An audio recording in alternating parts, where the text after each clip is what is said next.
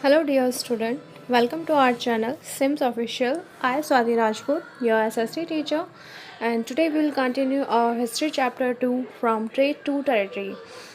In this chapter, we will continue our topic the Tipu Sultan, the Tiger of Mysore.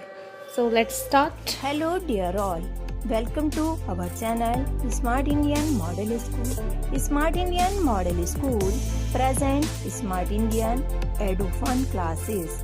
EduFun online classes includes course studies of playgroup to class 12, emotional and communication skills, happiness classes and DIY activities.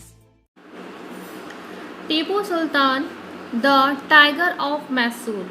तो student this topic about Tipu Sultan जिनको मैसूर का शेर भी कहा जाता है, तो इन्हीं के बारे में हम पढ़ेंगे कि कैसा इनके कंपनी के साथ क्या रिलेशन रहे और उसका रिजल्ट क्या हुआ. Okay, the company restored to direct military confrontation when it saw threat to its political and economic interest.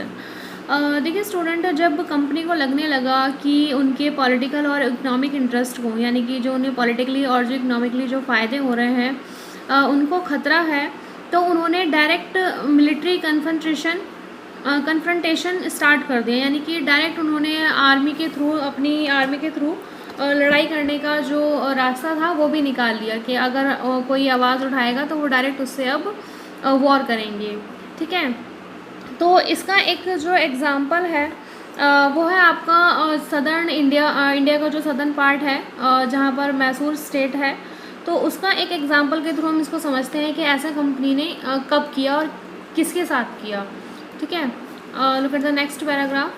Mysore had grown in the strength under the leadership of powerful ruler like Hyder Ali, ruled from 1761 to 1782, and his famous son Tipu Sultan ruled from 1782 and 1799. देखिए, जो मैसूर था वो बहुत ज़्यादा ताकतवर हो चुका था. किसके लीडरशिप में? Under the leadership of powerful ruler. दो पावरफुल रूलर थे, एक तो हैदर अली जिन्होंने 1761 से 1782 तक रूल किया. उसके बाद जो उनके सन थे टीपू सुल्तान जिन्होंने 1782 से 1799 तक रूल किया. तो इन दोनों पावरफुल रूलर के अंडर में मैसूर बहुत ज़्यादा एक पावरफुल स्टेट बन रहा था. Mysore control the profitable trade of the Malabar coast where the company purchased pepper and cardamom. तो देखिए मैसूर ने क्या किया, मतलब टीपू सुल्तान ने जो किया, उन्होंने क्या किया कि उन्होंने कंट्रोल कर लिया उन मतलब मालाबार कोस्ट से. कंपनी भी ट्रेड करती थी. कंपनी वहाँ से पेपर यानी कि मिर्च, काली मिर्च और कार्डमम यानी कि इलायची, इनका वो ट्रेड करती थी, उनको ख़रीदती थी. तो मैसूर ने क्या किया, इन रास्तों को उन्होंने क्या कर दिया, कंट्रोल कर लिया, अपने अंडर में कर लिया. ठीक है, ताकि जो उनका प्रॉफिट है वो कंपनी को ना मिले और मैसूर को ही मिले. In 1785, Tipu Sultan stopped the export of sandalwood, paper, cardamom through the ports of his kingdom. और उसके बाद 1785 में टीपू सुल्तान ने जो सैंडलवुड, पेपर और कार्डमम का जो एक्सपोर्ट किया जाता था उनके स्टेट से पोर्ट्स के थ्रू, मतलब जो बंदरगाह होते हैं जहाँ पर शिप्स से माल आता है और जाता है, तो वहाँ पर भी उन्होंने अपने किंगडम के अंदर जो एरियाज थे वहाँ पर उन्होंने एक्सपोर्ट को बंद कर दिया कि मतलब उनके एरिया से ये सब चीज़ें बाहर एक्सपोर्ट नहीं की जाएंगी. And disallowed local merchants from trading with the company. और जो उनके लोकल मर्चेंट्स थे यानी कि जो उनके लोकल व्यापारी थे उनको भी मना कर दिया कि आप कोई भी कंपनी के साथ कोई ट्रेड, किसी तरह का कोई भी व्यापार नहीं करेंगे. He also establish a close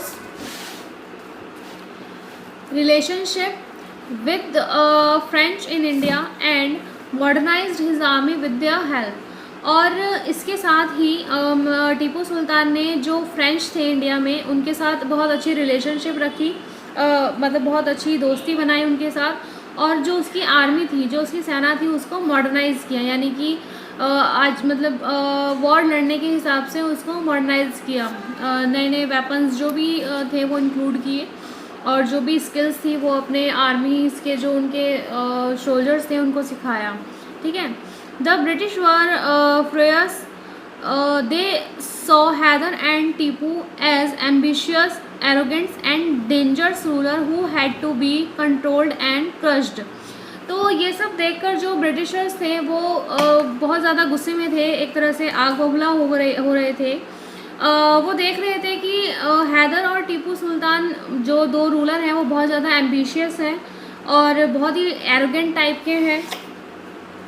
arrogant से मीन्स घमंडी टाइप के हैं और बहुत ही डेंजर यानी कि ख़तरनाक रूलर हैं।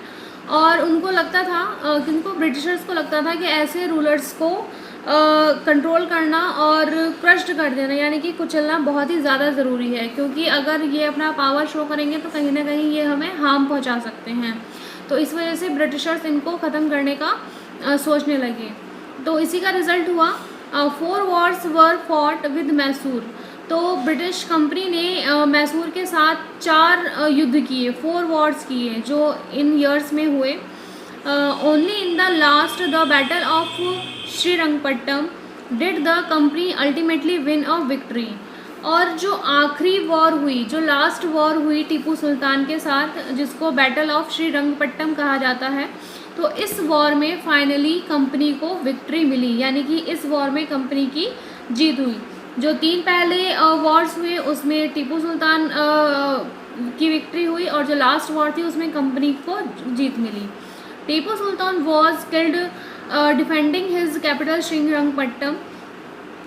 टीपू सुल्तान मारे गए जब वो अपनी कैपिटल जो उनकी राजधानी थी श्रीरंगपट्टम उसको डिफेंड कर रहे थे, बचा रहे थे, तो उस टाइम पर वो मारे गए। Mysore was placed under the former ruling dynasty of the Wodeyar and a subsidiary alliance was imposed on the state.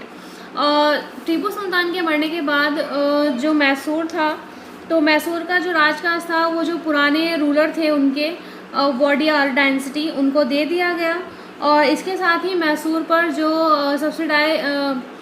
Subsidiary alliance था, एक सहायक संधि थी, वो भी उन पर इम्पोज्ड कर दी गई। तो इस तरह से टीपू सुल्तान ने मैसूर को एक पावरफुल किंगडम में कन्वर्ट किया, बट उन्होंने वॉर भी किया ब्रिटिशर्स के साथ और 3 वॉर्स में भी जीते भी। फाइनली वो हार गए और जो मैसूर था वो भी एक तरह से कंपनी के अंडर में हो गया।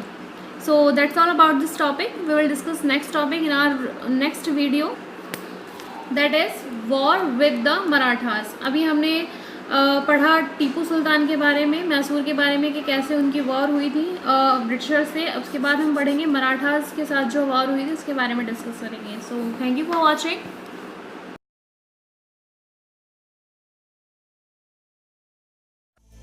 यदि आपको हमारा वीडियो अच्छा लगा हो तो आगे की वीडियो की नोटिफिकेशन प्राप्त करने के लिए कृपया बेल बटन दबाएं और चैनल सब्सक्राइब करना ना भूलें। Please subscribe our channel of Edufun classes. Thank you for watching.